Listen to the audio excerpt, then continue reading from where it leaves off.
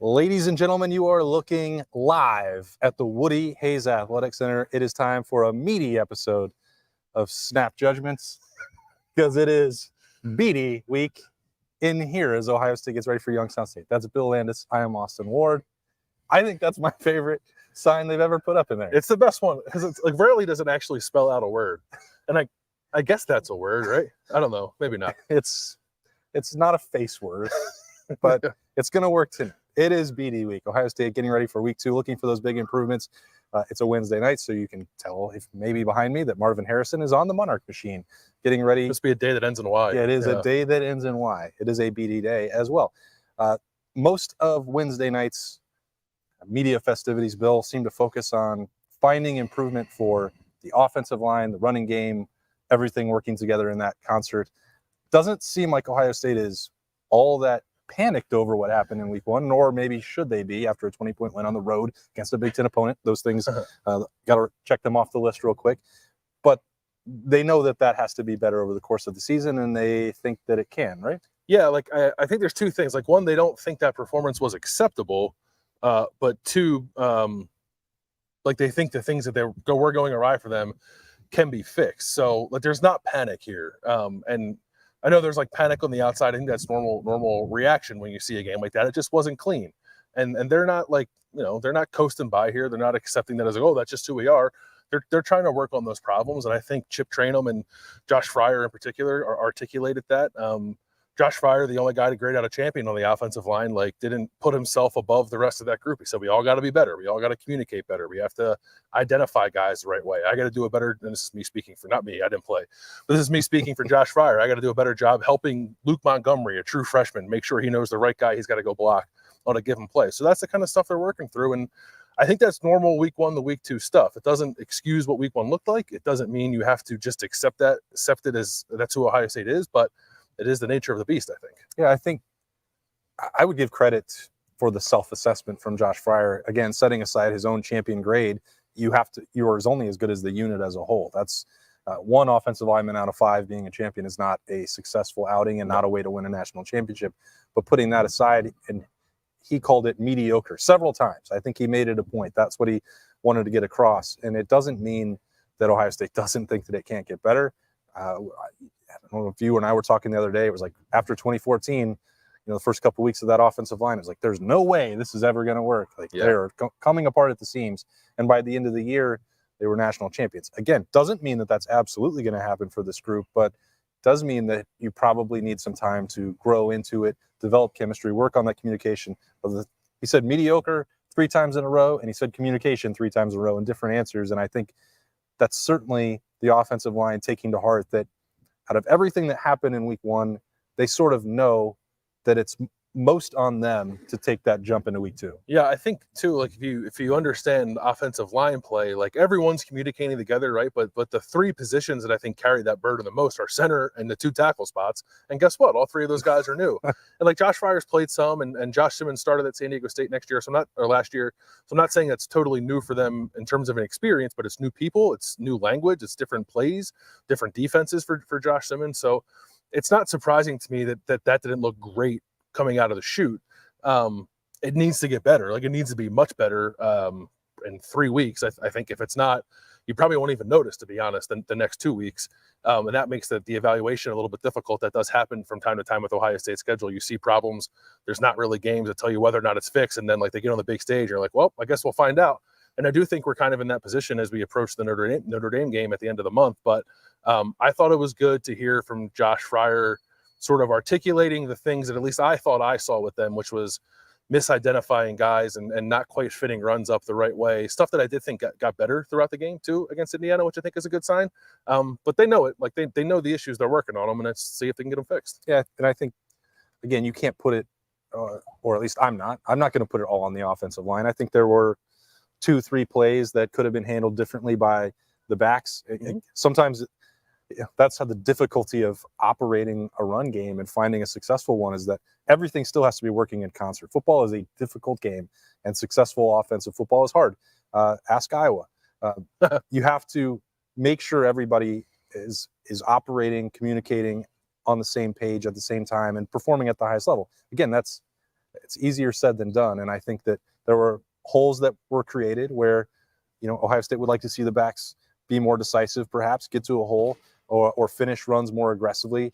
I think that can happen. And to overreact to all of that in week one, which I think maybe that's what I'm doing right in this moment, I don't think it's a problem. I don't think it's not correctable or fixable. If you were just honestly looking at week one, you'd say, well, that's where Ohio State can get better, needs to get better. But I am also coming at from the perspective that I think the talent on the offensive line, if I thought going into that game, I don't know that I saw enough to say that group can't get it done. And I know that I have confidence in, for Ohio State, Chip Trayanum, Mayan Williams, Travion Henderson, and if they can work in more Dallin Hayden and Evan Pryor, like, great. But I think that group collectively can still do it. I wouldn't give up any hope after 1 week. No, I came away feeling really good about the right side of the offensive line. Thought Josh Fryer played well in his second career start. Matthew Jones, I think, did not grade out a champion, which frankly I was a little surprised by. I don't know what all the criteria is for that, but I thought he played a decent enough game.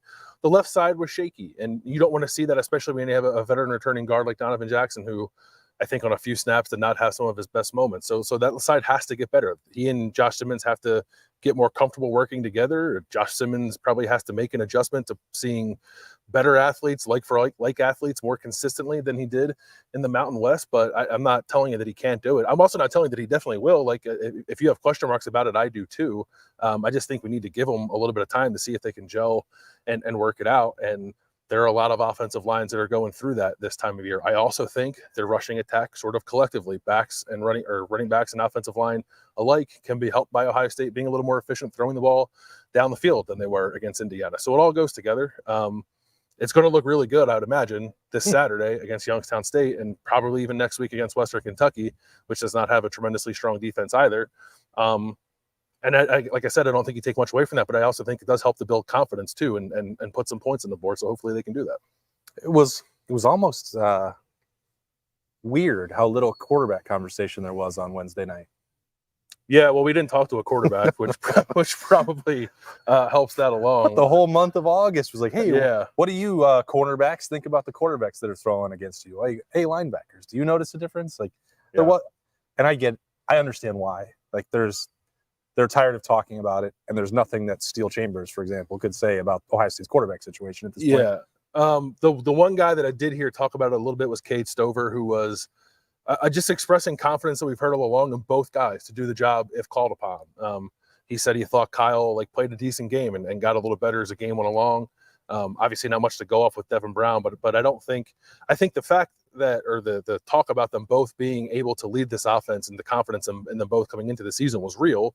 And I think that carries through now into week 2. We have to see what that plan looks like and how much Devin Brown plays, but there was no confidence loss like here from what I can tell. I know it's a different perspective when you're watching it on television, but I think what matters most is what people feel in here, and they seem okay about it. So what else did you learn, Bill?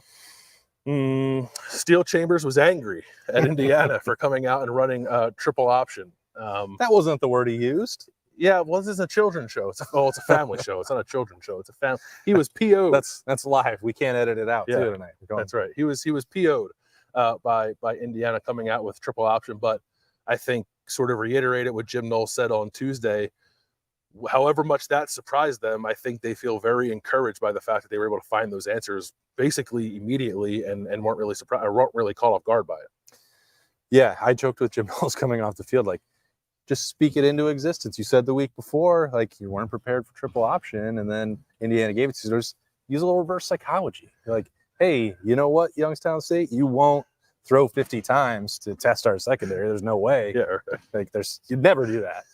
Like, I think he's so paranoid. He said the week before about spies, and then Indiana really did pay attention and bug him. Like, that's crazy. Well, I don't think Western Kentucky will come out with 3 tight ends and try to run the ball all game. It'd be real weird if they did that. Yeah, we're not even going to prep for it. What if Notre Dame turned into a pure air raid offense? Oh, that'd be strange. Yeah, I would. Can you imagine? Nope. Not with Sam Hartman. Yeah. I do think there is something to be said, Bill, for, like, nobody in here ever pays, like, too much attention to Ohio State only won by 20 on the road. And I know not everyone in the fan base feels that way, and I'm not blaming anyone for feeling any way that they want to feel about a Saturday. But if there was even amongst some of the media or us talking about what can get better after week 1 to week 2, nobody that I talked to, either in front of the microphone or on the side or anybody else, felt like Saturday was anything other than a good chance to improve and a win that they feel good about. Josh Fryer said, and I'm not sure I agree with it, but he said, I don't. he said he thinks that Indiana is going to be a bowl team. That seems like a lot, but I think they felt like the new personnel that Indiana had did give them a challenge that they thought was legitimate and that they can grow from. And, we'll see what transpires. It's a long season, but they left week 1. And I do think in this building, Ohio State felt good about the effort that they gave. The execution may not have been perfect, but they didn't expect that to be the case in week 1 either. No, and maybe it might be too much to expect it, but other teams did it. Other teams around the country definitely found that gear, and I think it's perfectly acceptable to hold Ohio State to that standard. That they didn't get there, I don't think it means the season is over in week 1. But there's a lot to work on, right? I don't know. It's a big boy program, right? They're not immune from criticism. I don't think. You want to see Ohio State play better, and I think they should play better than they played against Indiana. If they don't, believe me, we'll talk about it. Well, we're going to know soon enough whether or not they're ready for this, and if these things can come together quickly enough for them to win a big time game on the road in South Bend at the end of the month. But this is a 2-week period where I think you can work some of that stuff out, and we'll see if they do. I don't know that I saw anything against Indiana that I was like, oh, that's going to be a season-long issue. Absolutely. Mm-hmm. Certainly things that could persist, and if they do, they're going to be problems and things that potentially hold this team back. But football teams get better, especially this early in the season. That's a sentiment echoed across the country, and Ohio State's just trying to do the same thing.